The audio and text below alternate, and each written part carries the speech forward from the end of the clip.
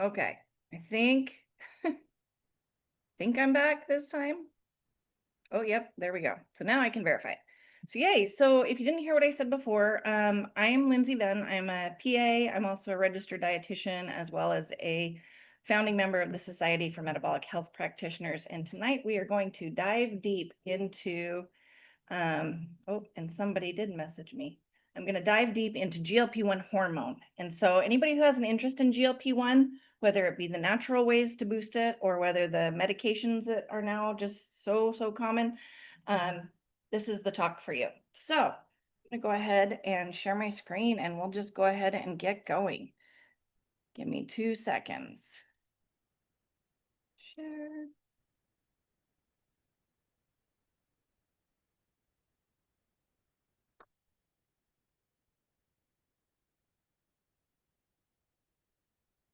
Okay, here we go.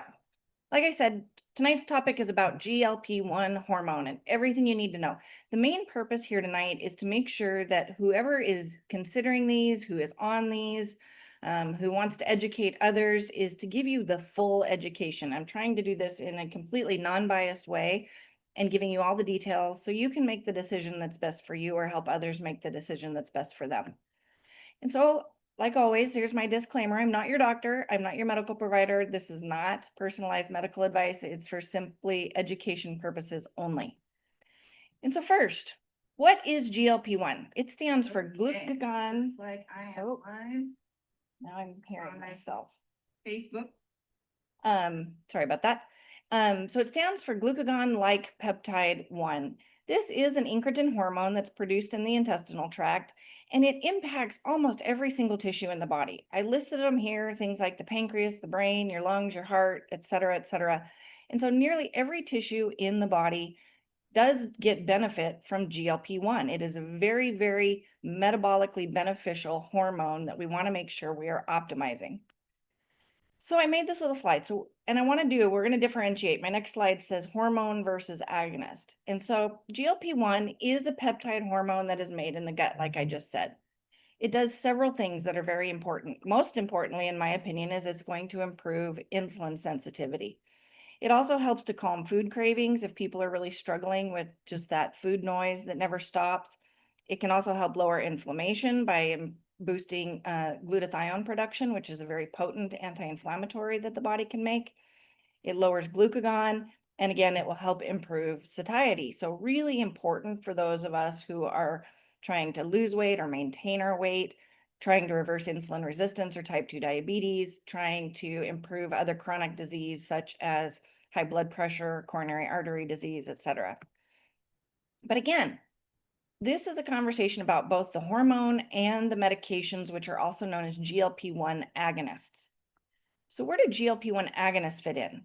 Pretty much exactly the same way, except for this little line here. This is an exogenous, meaning something that we take from outside the body versus something that's made naturally in the gut. But it's going to do all of the same things that are going to improve metabolic health in most people. So first of all, where did this come from? It came from, and sorry, I have somebody saying, is there a live tonight? Yes, there's a live tonight. So hopefully, oops, and of course it's not popping up in here. Oh, hopefully she finds it. Anyway, in the beginning, these GLP-1 agonists were created specifically for this reason. They were for type 2 diabetes. They were not for weight loss. They were not for some of the other things. I saw an ad today in my prescription app that was talking about how it can help reduce the number of migraines. They were never developed for that at the get-go. They were developed for type 2 diabetes specifically. And now they're finding that since people are improving their metabolic health, all of those chronic conditions, migraines, erectile dysfunction, Alzheimer's disease, cholesterol, blood pressure, all those are improving too. So they're claiming that the drug itself will help with those, but really what it's doing is helping the insulin resistance to heal, therefore impacting those other chronic conditions that come along with it. So the previous medications that we had 20 years ago as a dietitian, I was using some of these. Bydureon or Byetta was the main one that we had available.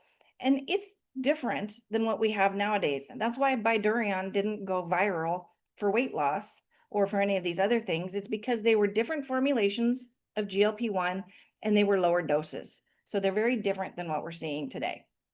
And I thought I'd throw this slide in here too. So this is called a Gila or Gila, I think it's Gila monster. It originally, these medications were made from the spit from the Gila monster. They're not any longer. They're actually fully synthetic and manufactured. But before, that's where we are getting the medication from. Now, like I mentioned, I think the number one thing that we are seeing in promoting these medications are images like these.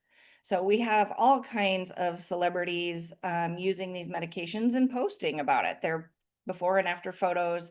I think Oprah was on The View last week talking about how, her obesity never was an eating problem. It was a genetic problem, which is entirely not true. But we are seeing it out there, and that's what people are looking for these drugs for more so than for things like reversing type 2 diabetes. So I put on here the current medications that are available and the indication for them. So like Ozempic and Wegovy, for example, they're basically the same drug. They're actually semaglutide. And so, but because the FDA has approved Ozempic for diabetes, Ozempic is approved for diabetes only, and now they have approved Wegovy for weight loss. But we're going to go over the differences and the dosing and things like that when it comes to that.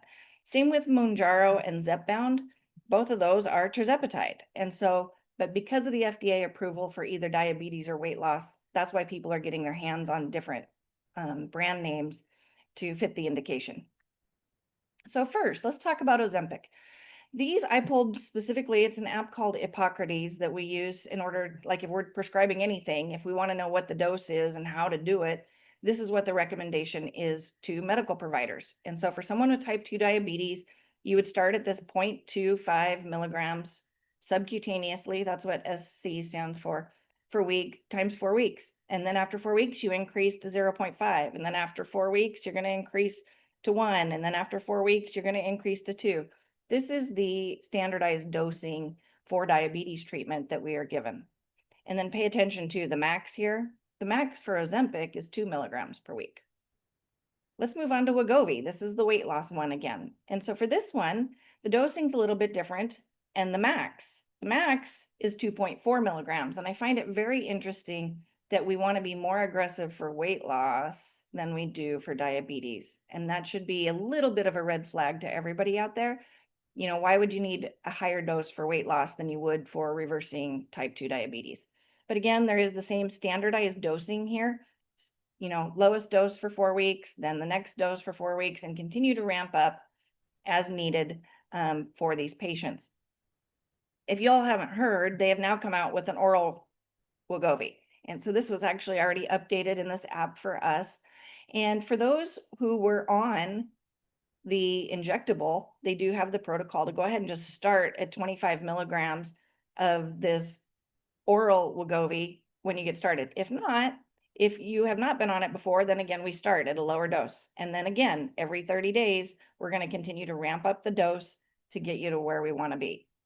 And the next slide I put in here is actually on Rybelsus. And I did this to be able to compare oral Wegovy to oral Rybelsus. They are both GLP-1 medications.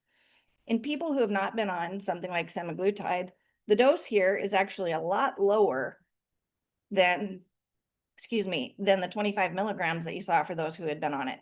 But again, this is another one that is the same ramp up formulation. Start at 3 milligrams for 30 days, increase to 7 for 30 days, go up to the max dose of 14. There's 2 different forms, and that's why there's 2 different images here. But again, they all have this ramp up every 30 days protocol that I just want to make y'all aware of so we can have the full conversation as we move forward. But I do find it a little bit troubling that, again, the weight loss one has a higher dosage than the diabetes one. This is why Rybelsus hasn't taken off in full throttle like the injectables when it comes to the weight loss world. So let's talk Mounjaro. Again, this is diabetes specific. We're going to start at the lower dose, ramp up again every 4 weeks to this max dose of 2.5 milligrams per week. For the Zepbound, again, this one actually has 2 indications. So there's one for weight loss, and then there's one for sleep apnea. FDA has approved it for sleep apnea.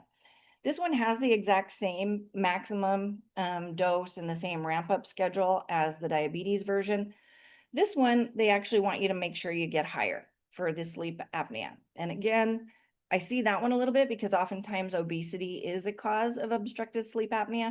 And so I see the reasoning behind this, but again, wanting you to ramp up to the full dose. This is the point where I say, well, what are the negative side effects? Sure, you'll have weight loss. Sure, you'll probably reverse your type 2 diabetes, but what else might happen? Nearly every patient I have on one of these medications, even on the microdosed formulation of it, constipation. Nearly everyone, I would say 95% of patients who go on this struggle with constipation. Some experience nausea, some experience some significant vomiting, which can be a concern. But the bigger concerns that I have are the more permanent ones. Gastroparesis, for example. This is where your stomach, the sphincter at the bottom of your stomach called the pyloric sphincter, stops working. And so you literally cannot empty out your stomach. And this can be permanent and it can be very fatal in people. I see people needing to get feeding tubes and things like that if they develop gastroparesis from this. And you have to remember, one of the mechanisms of action of these medications is to slow down, or what they call delay gastric emptying. The severe form or version of this would be gastroparesis. Another concern is ileus, and ileus is where part of the bowel actually becomes paralyzed. And if part of the bowel becomes paralyzed, you can no longer move anything through it. And so this too can actually be lethal and very, very concerning and a side effect of these medications. Vision loss has become a real one that's been more prominent lately. If you see social media or the news, you're seeing more people who are experiencing vision loss. And then bone loss and sarcopenia, I'm going to talk to you about the studies and the details that are out there on these two really, really important side effects that you need to consider. You know, if we're just trying to lose 20 pounds, do I want to throw myself into osteoporosis? Maybe, maybe not, but that's your decision and your duty to be educated on this and then make that decision with informed consent. So the question here is, does the benefit outweigh the risk? And again, this is a non-biased conversation. I really want to just help people be able to weigh these things out. And so the things that we're going to look at are the research that's out there on the side effects. And so there have been studies done that show that these drugs do increase the risk of intestinal obstruction in patients with type 2 diabetes. This is that either gastroparesis or ileus that I was talking about. Another side effect that has been mentioned, and you probably have seen, is an increase in things like suicidal ideation. And so the reduction in craving at these superhuman doses of GLP-1 doesn't just impact the craving for food, it can impact the craving for everything, for social interaction, for intimacy with your spouse, for life, for, exercise, a variety of things. And so we want to be careful on how far we're trying to reduce cravings when it comes to these medications. And then the last one that I like to point out, and I think is super important, and we'll go over some more, is the fact that that study showed that there was about 40% of the weight loss experienced was actually lean mass. And when I say lean mass, I mean muscle, bone, and connective tissue. It's not just muscle that we're worried about, which though it's extremely important, but we're also losing the bone and the connective tissue with this weight loss. So what happens when these people stop? And people say, oh, well, why would they stop? Well, I'm going to show you more data on why people would stop these medications, but the research does show that people are stopping them after a period of time. This could be related to side effects. This could be related to lack of effectiveness of the medication. Because again, if you have to keep ramping up, why is that? And I'm going to go over that with you guys too in more detail. Did it become too expensive? Did it become unavailable? Did your insurance stop covering? Whatever it might be, people are stopping this medication after a period of time. So what did the study show when that happened? And so here was a study that was actually a 68-week trial where they had a placebo group they took a placebo injection, and then they had the real group. And obviously the real group had a much more significant weight loss than the placebo group. And this again, to point out down here, this is at the full weight loss dose of Wegovy that they're testing this on. So I'm going to put this into real life numbers. And so let's say that this graph coming down here, let's say that that was a 50-pound weight loss that someone had experienced. And then they took them off the medication, like many people are doing on their own. These people were taken off the medication, and what happened? Well, the weight regain came back. And let's say that this was a 40-pound weight regain. So they still had a overall net negative. Their weight was still down, say 10 pounds at the end of the study. But what part of that 10 pounds did they not regain? And this is the scary part to me. As especially a lot of these women are middle-aged or older women who are taking these, and men who are taking these medications. If 40% of the weight loss was muscle, bone, and connective tissue, when you regain weight this rapidly, as we see in their study, you can bet you it's not muscle or bone that you're regaining. It's all fat. And so literally your body fat percentage is probably worse, even though you're 10 pounds lighter than it was when you began, and now you have potential for muscle wasting, also known as sarcopenia or osteoporosis. So you got to pay attention to what that gap really represents. So the next study that was done, and this is the one that I wanted to show you to prove that what happens after about 2 years on these patients with the weight loss dose of these medications. Well, what they did is at baseline, they looked at different cravings because that's one of the more powerful things that these drugs do. And at the beginning, they had this baseline, which is down here at 0, and this is where their cravings were at. Well, after 20 weeks, cravings had reduced significantly, which would be expected. After 52 weeks, the cravings are very slowly starting to creep back into the picture. And at 2 years, we're completely back to baseline. All cravings had returned at the 2-year period when it comes to these medications, even at the highest dose. And so this is the scary part, because you have to also couple in there the side effects that are potentially happening with these people. So how do you make this decision? If you're on one of these medications, if you're in the tapering up phase, or if you're at the max dose, or if you're considering one of these medications, what would I recommend to help you make this decision? Number one, what is the severity of metabolic dysfunction that you have going on? Do you have 6 different chronic diseases? You have some dementia starting, you're severely obese, you have high blood pressure, you have dyslipidemia or high cholesterol, you've got diabetes. Someone like that might really benefit from something like this. How bad is the obesity? Do you have 100 pounds to lose or more? For people like that, the thought of trying to do it naturally can be really daunting. But the other problem is sometimes the obesity is more risky on your health than the actual medication is. And so if you're severely obese, this may be a good option for you. I mentioned the severity of disease, and then success and failure of other treatments. Have you tried everything else out there under the sun? Maybe this would be a good option for you. We're going to talk about it. Again, age matters here. If you're 25 and you're wanting to go on one of these medications knowing that the effectiveness wears off after 2 years, I don't think it's a very good choice. If you're 70 and struggling with a lot of problems, obesity, chronic disease, that might be a better option because the 2 years might buy you a lot more years in the long run. What about the risk versus benefit? Do you already have some kind of gastroparesis, or do you already have constipation that you struggle with on a regular basis? It's more risky for you. If you don't, then maybe the benefit would outweigh that. What about compliance? Is this something you're going to be compliant with? Do you have a history of poor compliance when it comes to other medications or diet and lifestyle intervention? And then, of course, as always, the patient gets to choose. My job is to make sure that full informed consent is given so they can make the decision that is best for them. So what are your options? We have several options, and that's what I want to go over tonight, and the pros and the cons of all of them. So first of all, your diet matters. For any patient that I have, that wants to go on one of these medications, they have to agree to go on the diet as well. The medications will work better. You won't need as high of a dose. You're going to have better success with a diet like this. So the diet has to happen irregardless of whether you take one of these medications or not. The good news is a diet that's low in carbohydrates, high in protein, higher in healthy fats, that can also incorporate some intermittent fasting. Oh, and of course, a higher fiber diet. That will boost your own natural GLP-1 right there alone. You're going to make more GLP-1 just following that diet. Number 2, there's different supplements out there that I'm going to talk about the research behind as well. So allulose and the Feel Great system. And then, of course, you have the different medication options that I have listed here. But then there's also one called sitagliptin, and there's other forms of this as well.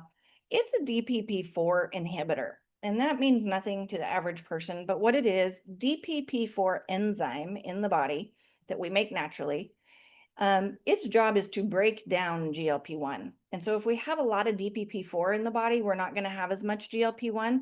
So if you can inhibit that DPP4 enzyme, you're going to have more GLP-1 available. And coupling this with things like the Feel Great system has been proven to be beneficial. It doesn't work very well on its own, but if you can couple it with a GLP-1 boosting supplement, it can be quite impactful. So and that's why I mentioned the combination of the above. And I do want to remind you, GLP-1 hormone is good for you. We're not demonizing GLP-1 in any way. We are just wanting to make sure that we're optimizing it in a way that is best for you. There are studies that have been done on the natural options, and I do want to go over those now. But first, remember, the diet matters. You have to do the diet. High fiber, high protein, low carbohydrate, incorporate some intermittent fasting, and you're going to get benefit right there. Number 2, allulose. Allulose is a natural non-caloric sweetener that has gotten a lot more attention lately. Some nuances about it. It is created from things like figs and raisins or maple syrup. Again, there's no calories in it. It's only about 70% of the sweetness of regular sugar. And so if you're looking to replace sugar, you might have to boost the sweetness of this with something like stevia or monk fruit in order to get that sweetness. But for those of you who are just wanting to incorporate this and don't want the sweet, it's a really good option. I sprinkle it on my cottage cheese or on my Greek yogurt. You don't even know it's there because it's not very sweet. It's great in coffee. There's a lot of ways that you can incorporate this. The dose to boost GLP-1, the best, is 0.1 to 0.3 grams per kilogram per day in divided doses. For most people, this ends up being about 30 grams per day. So I recommend 10 grams 3 times a day to do the best it can. I did show RX Sugar here because it's one of the better brands that's out there. Dr. Ben Bickman, who I work with, is actually part of their advisory board. It's a great one. They have been on back order quite a bit lately, which is unfortunate, but it's a really great one. But you can use any allulose that you would find at a natural grocers or Sprouts or place like that. And the research is there. It does help reduce visceral fat. It does improve insulin resistance. It can reduce blood sugar, which I've actually seen a really good benefit from, and it will increase GLP-1 as this study talks about. The other one I didn't list here is I've watched it actually reduce uric acid in people. And so if there's a concern for gout or uric acid concentration, allulose is also very helpful there. And this is just a slide that study had in it. I thought I would just share it with you. So the red ones are the allulose over here. The green ones are glucose. But the allulose is specifically there to stimulate the L cells, which is exactly where GLP-1 is produced. And so if you can stimulate those L cells a little bit better, you'll have more GLP-1 in the system. The next one that I mentioned before is the Feel Great system. And if you've been following me, I've mentioned this a few times, but it's because I love this product and I've seen really good success. I actually just had a patient message me and got this message that said, oh my gosh, I think it's actually working. And so she's been trying to lose weight for the past 9 months and has been not very successful. And now she's starting to lose some weight. So she's pretty happy. Blood sugars are better. Insulin sensitivity is better, those things. But let's talk about the research, because that's what I said I was going to do. So again, Ben Bickman, who I work with, and you can see his name right here, conducted this research in his lab at BYU. And they looked specifically at the yerba mate concentrate called Unimate in his lab and watched what happened to GLP-1 when they added it to these mice. The studies were on mice. And so they saw about a 60% increase in GLP-1 simply by adding this yerba mate concentrate. And that is a pretty significant boost. So very good results there. But the other part of the Feel Great system is the balance. And this is important because as I showed you with the allulose slide, L cell secretion is extremely important. If your L cells are not working like they're supposed to, the GLP-1 benefit won't be there. And so how can you help your L cells do better? By supplementing with fiber. And so this balance supplement, which is a really great fiber supplement that you take daily, really helped boost L cell secretion and therefore GLP-1 production. So how do you do it? And what do you need to know about it? It's been studied, not just by Ben, but by many, many people. You can use things like HSA and FSA in order to use it. It is in the physician's desk reference. So if you have a doctor who's concerned about what is this stuff and why are you taking it, we do have that in there. It is patented, it's available all over the world. And it's also guaranteed. And this part's really cool. I heard my friend Michelle say this the other day, and I'm totally stealing it. If you are prescribed metformin or Ozempic or something along those lines at your pharmacy and it doesn't work, or you have terrible side effects, you can't go back to the pharmacy and say, hey, it didn't work, or I didn't tolerate it, I want my money back. This product you can, which I think is a really great option. And so what it does is it helps, this red line up here is your insulin levels. It helps, this is a normal person without it. This is a person who's doing the intermittent fasting with the product. Insulin levels and glucose spikes are significantly lower. So pretty simple tool to add with a guarantee, which I really like. The best part is, in my opinion, you can do all three of these things. And this is what I do. I use the Feel Great system every day. I follow a high protein, high fiber, low carbohydrate diet, and I add RX sugar in where I can in order to do the best that I can to optimize my own personal GLP-1 production. But I do have two questions. And this one, I like to we don't know the answers, but I like to pose these two questions just to get your critical minds thinking. So the first question is, can someone become resistant to these GLP-1 medications? After all, it is a peptide hormone. And remember, there are different peptide hormones that we know you can become resistant to, such as insulin and leptin. And I asked Ben this question. I said, well, what do you think? And he said, well, there's no research to prove it, but it's extremely likely that because it's a peptide hormone, you can become resistant to GLP-1 as well. This is proven out by the fact that patients need to continue to increase the dose to maintain effectiveness. That just speaks to becoming resistant to something. So, and then again, same with insulin, the more resistant it becomes, the more that you need. And that mimics what we're doing with these dosing schedules on these injections. And then of course, remember, all of these peptide hormones are helpful. We would die without insulin. We would be terrible without leptin. You would be starving all the time. So we want to make sure that you have them, but we want to do it in ideal amounts. And then the next question that I posed to Ben that we don't know the answer to is, well, will the body stop making GLP-1 if I'm giving it exogenously?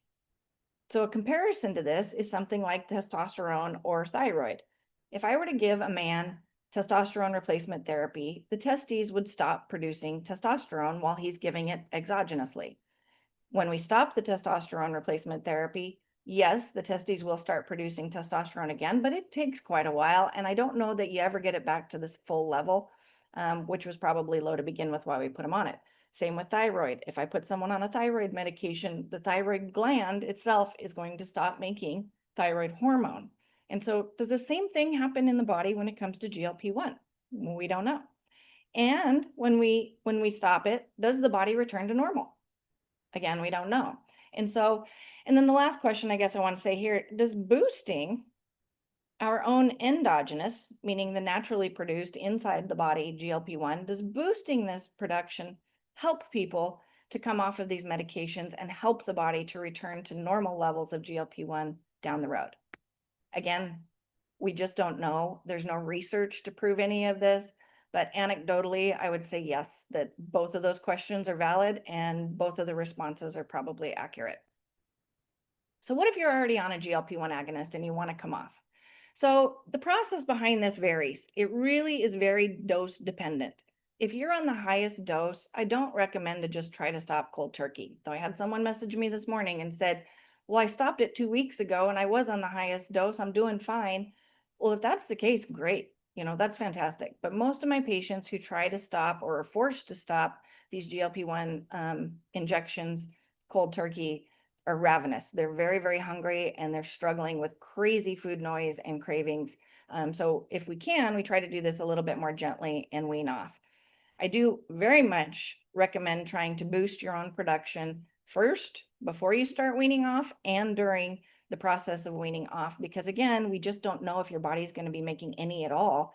And if you completely take it away and you're not making any, again, all those problems are going to come back. So you can do this one by gradually decreasing the dose, or you can spread out the time in between doses, or you can do a little bit of both. And so even the big gurus out there who really love putting people on GLP-1s really talk about the importance of doing things like cycling, because we want the body to remember what it's like not to have this injection every single week. And so doing those things can be really helpful, but especially if you're wanting to come off. You absolutely need to work with your prescriber. Do not do this on your own. You want to work with your prescriber to make sure that they're on board and understand what you're doing. And if they don't want to help you with that, then make sure that you reach out to find a well-versed provider to help you. So kind of to sum it up, natural versus synthetic. Everyone here who knows me knows I always prefer the natural route if possible. There are definitely circumstances where it's not possible, and I do prescribe these medications to many people, but we have this full-on conversation before we do that. Because remember, these are superhuman doses. The side effects are absolutely real and can be quite consequential when it comes to these things that I've got listed here below. Certainly don't want to create osteoporosis in an elderly woman if we don't have to. So you remember, we can optimize these things naturally from the gut. There's few to no side effects. When you go the natural way, you still get the improvement in insulin sensitivity and the lowering of glucagon to help blood sugars. And you can do this without any other intervention. You can do this with just diet. And so if you can go that way and do it that way, I think it's fantastic. But most of my patients like to have a tool to help. And so I always say, why risk it? To me, this is a great first step. Again, it's a guaranteed product. You don't have to worry about, well, what if it doesn't work for me? Because you can get your money back. And it's a natural risk safe. You don't have to worry about the risks when it comes to this. So again, it does have a 90-day, 100% money back guaranteed. It does include a fasting app if you're interested in apps to help you track how things are going. Exclusive to this offer, we actually are now offering a free course that you can have access to on how to reverse your insulin resistance naturally. And in my opinion, like I always say, what do you have to lose? So there are other options. There is another way, and that's the message that I wanted to get out tonight. So thank you, everybody who joined and participated. Let me shut down my screen sharing, and I'll see if there's any questions in the chat. Let's see here. Give me 2 seconds to pull it up. If there's any questions. I gotta mute myself or you guys are all gonna hear me here too. 2 seconds to mute. Okay. So let's see here. Oh, Carla, thank you. People are watching me. Thank you, Jamie, for the nice comment. What can we do about the bone and muscle and connective tissue loss? From Renee. Thank you, Renee. That's a great question. And so for my patients who are on these medications, one, have to follow a high protein diet. This is really hard when you're on one of those medications because your appetite is very low or non-existent. So trying to force down 100+ grams of protein when your appetite sucks is really difficult, but you have to do it. If you don't want to lose muscle mass, you have to do it. Make sure you're on a really good D3, K2 supplement in order to minimize the bone loss. 3, make sure you're doing weight-bearing resistance training exercise. That's going to help with both the osteoporosis and the sarcopenia piece. I really highly recommend to make sure you track these things. So if you're going to start one of these medications, or if you've just recently started one of them, go get a DEXA scan. You can get a body composition DEXA scan. They're like $75 cash pay. They're really inexpensive. That will give you your muscle mass. It'll give you your visceral fat and all of that. Also get the osteoporosis or bone DEXA scan so you know where your bones are starting. And that way you can track it over time to see what is being impacted or not. I think I said it a couple of weeks ago. I did have one lady who lost 15 points on her osteoporosis score over 1 year of time. 1 year of time, she only lost 24 pounds and a significant amount of bone, unfortunately. And she was doing the high protein, the exercise, all of that kind of stuff. So you got to be careful. Kim's asking, which D3, K2 do you recommend? Kim, I will put a link in the chat when I get off here. There is one that I recommend I have in my Full Scripts store. It's called 80K. The important piece there, whenever you get a D3, K2 combo, it's the D3 of course matters, don't get me wrong. At least 5,000 IUs you want to get on the D3, but the K2 piece is the bone preserving piece. And so I recommend between 400 and 600 micrograms of K2, and most of the combo supplements out there have more like 50 to 100 micrograms. So they're not even close. So if you have one of those, add a little more K2 to it on its own. If you don't, I'll put the link in the chat, and that way you can get the one I'm talking about specifically. So let's see here. Linda says, thank you. This was great. Teresa, hi, Teresa. Great information. I appreciate the positive comments, you guys. Anything else? I'll hang on here for just another minute. I haven't decided if I'm doing another one this week or not. I hurt my shoulder yesterday. I got a massage and it was fantastic. And I asked her to work on my shoulder and she did really hard. And I'm paying for it. And I did not sleep more than 2 hours last night. So I'm a little tired and I haven't made it that far today. Hopefully I'll be doing another video later this week. But if not, we're for sure be doing another one next week. So stay tuned on my Facebook page because I will announce it at least a day in advance, if not longer. So Deborah says, thank you. Teresa says, high protein works. She's absolutely right. Teresa's a rock star and she's been able to do this naturally. So if she can do it, you can do it. It can be done with diet and lifestyle. I can't say that loud enough. Renee says, thanks so much. I've been off the shots for over a year, but have the side effects. And that's the hardest part with these injections. And I would bet, I don't know, I would bet that you weren't educated on all of these potential risks prior to starting them. You know, everybody just gets so excited. Oh, hey, I'm going to lose weight. I'm going to lose weight. And it's like, well, what else? So no one is screaming from the rooftops that they're going to lose muscle and lose bone, but there are ways to improve it. Renee, if you, I don't know how old you are, bone, you know, if you're menopausal, get on some HRT if you can. You can see my videos from last week. I did a deep dive into hormones and hormone replacement therapy, optimize D3 and K2. Absolutely. Those things alone will help with the osteoporosis piece. So, okay. Awesome. Well, I'm going to hop off and go cook some dinner. Everybody have a lovely evening. I hope this was helpful. I appreciate your support. Share away. I'm trying to boost my business. So share these videos as much as you can. I greatly appreciate it. Yeah, Renee says she's on the Feel Great system and was not educated on them for her diabetes. So doctors just don't have the time. I mean, if I wish a doctor had the time to sit down with you in the office and do what I just did for all of you, but they don't. And it's not their fault. They want to, they understand the importance of it. They just simply don't have the time. And so that's why hopefully me doing things like this can help others not have to go through what you went through. So